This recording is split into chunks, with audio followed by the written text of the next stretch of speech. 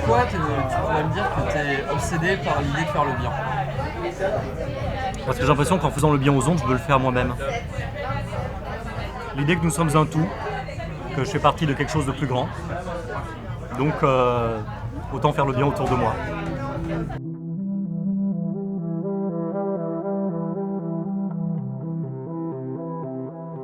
C'est le fait que je fasse de l'open source, c'est-à-dire du logiciel qui est gratuit, qui est libre, où il n'y a pas d'intérêts commerciaux derrière. C'est ce qui me donne l'impression de faire le bien. Parce que le commerce, c'est toujours donner quelque chose en échange d'autre chose. Donc il n'y a pas vraiment de création. C'est de faire des choses gratuitement. Je pense que c'est la seule façon de faire les choses bien. C'est 3 points qui définissent juste la position, la taille et l'orientation de l'objet. Mais l'objet peut être beaucoup plus compliqué. J'ai participé à ça, mais il y a longtemps, il y a 25 ans. Voilà, c'est une chose. Et c'est quelqu'un d'autre qui a repris cette idée et qui l'a intégrée dans un logiciel qui s'est beaucoup mieux vendu que le mien. Mais c'est pas grave. Une idée est beaucoup plus puissante qu'une réalisation. Parce que une idée se diffuse. Une réalisation, elle est unique, elle a une portée relativement restreinte par rapport à l'idée elle-même. Tu as une pensée très philosophique au final. Est-ce que tu lis de la philosophie? Non, je ne lis pas de philosophie. J'écoute beaucoup les gens, mais je lis relativement peu. C'est pas juste écouter et avoir de l'empathie, ça c'est une chose. Mais écouter attentivement et s'approprier ce qu'ils disent, c'est le niveau d'après. C'est pouvoir faire grandir cette idée, en déclencher d'autres. L'exemple le plus évident, c'est l'open source. Encore une fois, j'y reviens. C'est quelqu'un qui commence à écrire un logiciel et qui dit voilà, je vous le donne avec les sources et vous êtes libre de le faire évoluer. Un logiciel, c'est effectivement une réalisation, mais ce sont des idées à la base. Et le fait de le mettre en open source, de le donner gratuitement aux autres et de leur donner le droit de le modifier et de le faire évoluer, c'est grandiose. C'est juste grandiose. C'est une majorité par le nombre, puisque il y a énormément de gens qui participent à des projets open source, qui participent de façon bénévole.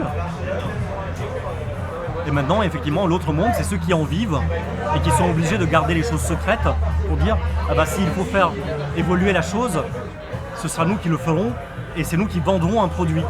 Plus exactement, on va vendre une licence d'utilisation. Ce qui n'est pas le cas de l'open source. L'open source, les gens, ils ont le logiciel, ils en sont propriétaires, ils peuvent le faire évoluer. Dans le modèle closed source, eh bien, on a juste le droit d'utiliser le logiciel. On se dit qu'il faut changer le modèle économique de la société et ne plus vendre des produits du moment que le coût de duplication de ce produit est infime. Il n'y a pas de sens à le faire payer. Il faut se rémunérer d'une certaine façon, mais pas au nombre d'exemplaires vendus. C'est pas parce qu'il y a 1000 utilisateurs de Windows que ça va rapporter 1000 fois plus, mais le coût de réalisation de Windows reste le même qu'il y ait 1000 utilisateurs ou qu'il n'y en ait qu'un seul. On n'a pas le budget de Microsoft ou de Google ou de sociétés commerciales, donc on est obligé de se baser sur une certaine communauté de gens qui connaissent le truc et qui vont en parler autour d'eux et qui vont essayer de gagner des utilisateurs à notre cause. Et notez bien que je parle d'utilisateurs et non pas de clients. Si on a les moyens de dupliquer quelque chose, il n'y a pas de raison de s'en priver. On introduit des tas de limitations législatives, techniques, pour limiter la copie de choses. Je peux vous parler simplement d'un cas qui est très accessible à tous, c'est le cas des grainotiers, de ceux qui font des recherches pour les OGM, notamment Monsanto, pour ne citer que lui, qui va créer une super espèce de blé, de maïs ou de n'importe quoi, qui va avoir des rendements supérieurs, et ils vont interdire aux agriculteurs de reproduire ces graines. Ils vont dire non, pour cultiver un champ, il faut que vous nous achetiez telle quantité de graines. Vous n'avez pas le droit de réutiliser nos graines. Comment ils contrôlent ça? Par des lois. Tout simplement par des lois. Ils demandent aux États de faire passer des lois pour interdire aux gens de reproduire les graines. Ils font également passer des lois pour ne permettre l'exploitation commerciale que d'espèces répertoriées. Alors, non seulement ils brevettent le vivant, mais Du coup, il y a plein d'espèces qui sont parfois très bonnes et qui disparaissent. Quand tu passes du temps pour quelqu'un à faire quelque chose qu'il t'a demandé, ça mérite qu'il te paye quelque chose ou qu'il te fournisse un service en retour. Il n'y a que l'économie des services qui n'est pas duplicable. On peut diffuser la connaissance pour un prix dérisoire. Et il n'y a pas de raison de ne pas le faire, de mon point de vue. Le pouvoir, c'est un moyen, mais ce n'est pas une fin en soi. On est dans une société où la connaissance est la clé de tout. Principalement dans une démocratie, des gens bien informés, ils ont beaucoup plus de pouvoir que des gens qui sont mal informés. Et une démocratie où l'information circule bien, c'est une démocratie qui fonctionne mieux. Je n'aspire pas à devenir responsable politique ou... J'aspire à faciliter la diffusion de la connaissance. Le jour où Mozilla, Firefox s'éloignera de ces valeurs, ma motivation à travailler pour eux va baisser. Aujourd'hui, notre principale source de revenus, c'est de rapporter de l'audience à Google. On n'est pas Google, mais on leur rapporte de l'audience. Et quelque part, nous dépendons d'eux, comme eux, ils dépendent partiellement de nous. Mais c'est comme placer tous nos œufs dans le même panier. Et c'est pas forcément une bonne chose. Je vous parle d'un canular des Yes Men. Ils disent, eh bien, il suffirait de réduire tout le monde en esclavage et ça permettrait de responsabiliser les esclavagistes, les patrons, et leur dire, si tel être t'appartient, il va travailler pour toi. Mais pour qu'il travaille bien, il faudra que tu prennes soin de lui. Prendre soin de lui, c'est-à-dire le nourrir, l'éduquer et le soigner. À partir du moment où on a ça, on en a fini avec la famine, les maladies et l'illettrisme. Alors, c'est une théorie des Yes Men, il faut s'en méfier un petit peu. C'est tout à fait logique, mais c'est complètement immoral. L'esclavagisme moderne, c'est que l'on travaille pour une paye et que lorsqu'on n'est plus bon à travailler, eh bien, on est renvoyé et c'est quelqu'un d'autre qui travaille à notre place.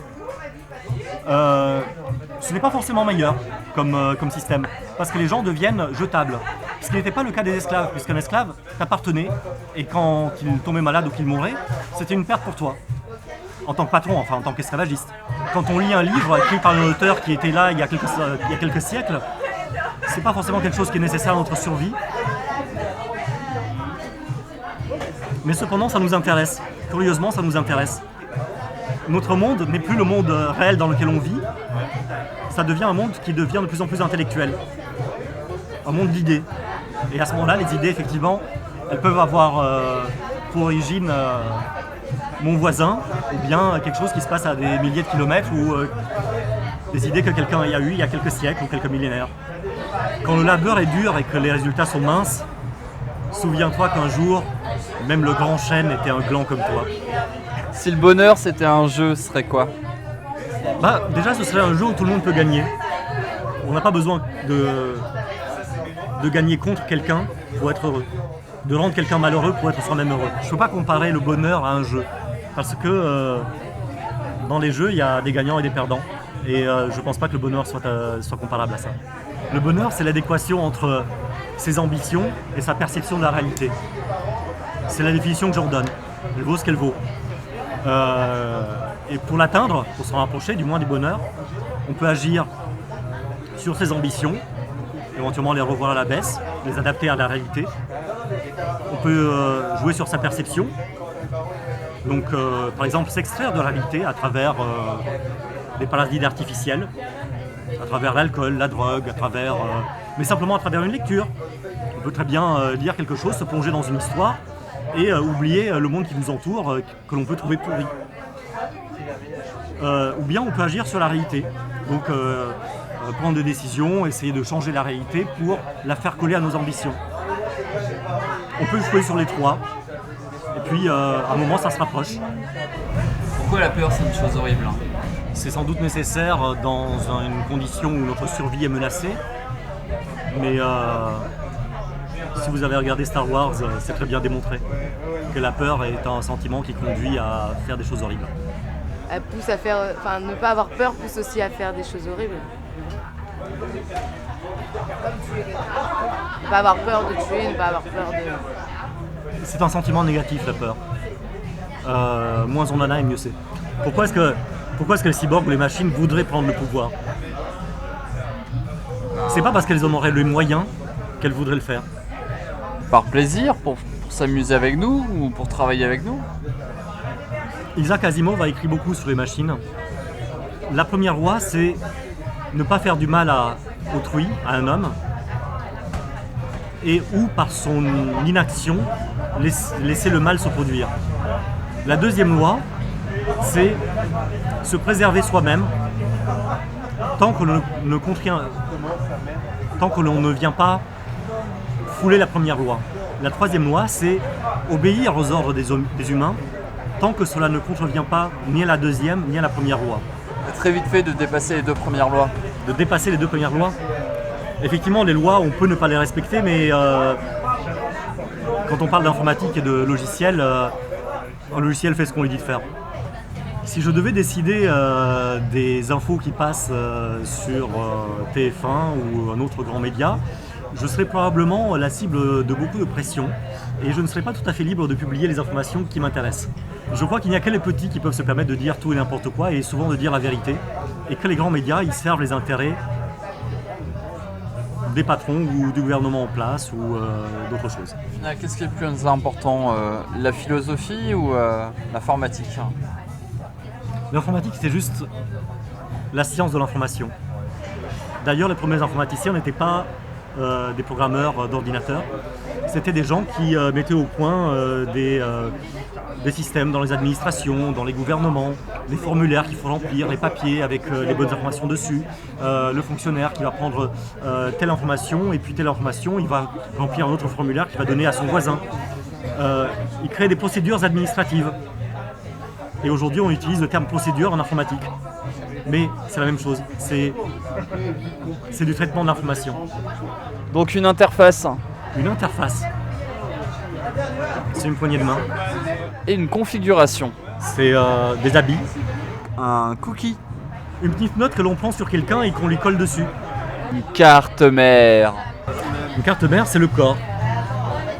Le corps de l'individu, c'est la carte mère. Optimisation. Raccourci dans les idées. Utilisateur. Copain. Anomalie. Malentendu. Pirate. Hacker. Pervers. Oui, pervers parce qu'il va te diffuser des fausses informations. Il va t'induire en erreur. Et ta façon de réfléchir va être parasitée par ces informations. Wi-Fi. Transmission de pensée. Le cloud. Le copain qui est chez toi et qui a accès aux informations que tu as laissées chez toi, si tu l'appelles, il peut te les donner. Ça, c'est le cloud. Je pense que l'intelligence sans sagesse rend malheureux. Mais que lorsqu'on est suffisamment sage, on sait accepter les choses qui nous entourent et savoir voir le beau, même quand c'est entouré de choses moches. Qu'est-ce qui est moche pour toi en ce moment? L'imperfection. Le fait qu'il y a quand même des gens qui souffrent. Qui souffrent peut-être de conditions matérielles, qui souffrent de choses morales, qui souffrent de manque de connaissances, qui souffrent de... Oui, il y a de la souffrance. Et oui, le monde n'est pas parfait. Alors, qu'est-ce qui te rend le plus heureux dans ta vie? Faire sourire les gens. Ça me rend heureux. Les certitudes, c'est terrible. À ce titre, je prends comme modèle Socrate, qui n'essayait pas de convaincre les autres. Il posait juste des questions qui étaient embarrassantes. Et on l'a quand même condamné à l'exil ou à la mort pour ça. C'est quoi la part d'amour dans l'informatique? L'informatique, c'est résoudre des problèmes sans cesse. Et puis des problèmes qui peuvent arriver dans la vie des gens, voilà, tout simplement. Avoir accès à l'information, c'est la raison pour laquelle Firefox a été fait. Avoir accès à l'information. Et l'amour, ça se programme? Pas encore. Non, l'amour, ça ne se programme pas. Les amours fluets où tu fais un clic et tu rencontres quelqu'un, est-ce que ça peut pas tuer des belles histoires comme des gens qui se sont rencontrés pendant la guerre ou des choses comme ça, tu vois? Non, non. L'informatique, du moins le dialogue par Internet interposé, ça permet de connaître l'âme de quelqu'un avant d'en voir le corps. Donc en fait, on peut s'attacher à quelqu'un à travers de simples dialogues sans forcément avoir cette personne en face. Ça, non, c'est pas la triche, ça change l'ordre dans lequel on fait connaissance avec quelqu'un. Peut-être que c'est plus facile de tricher derrière un écran que de tricher dans la vraie vie. Mais peu importe. Je pense pas que ça enlève de la beauté. Ça rajoute sans doute des risques. Non, c'est pas un problème. Il faut apprendre à vivre avec. Maintenant, tout le monde dit des choses. Et il n'y a plus d'organisme central qui dit ça c'est vrai, ça c'est pas vrai. Il y a plein de choses fausses qui circulent sur Internet. Et il faut apprendre par soi-même à trier le vrai du faux. Ça oblige les gens à avoir peut-être plus de discernement qu'avant. Dictature d'opinion. Une dictature de l'opinion, si l'opinion est informée, c'est sans doute la meilleure dictature qui soit. C'est quoi l'influence de tes parents, vu que tes parents étaient architectes et que pour toi la programmation informatique c'est un peu comme de l'architecture? Je pense que j'avais toujours un besoin de créer d'une certaine façon. Et mes parents m'ont découragé d'être architecte, ils me disaient on ne trouve plus de travail en architecture, il faudrait peut-être une bonne guerre pour tout détruire et avoir besoin de reconstruire.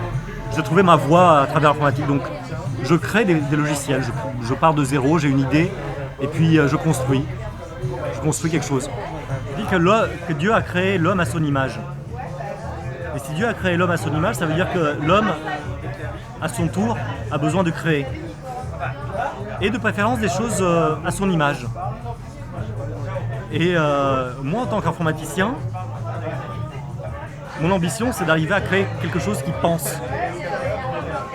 Quelque chose qui soit à mon image. Et je pense que c'est le rêve de beaucoup d'informaticiens, de créer à leur tour quelque chose à leur image. Le dernier truc à dire... Soyez heureux.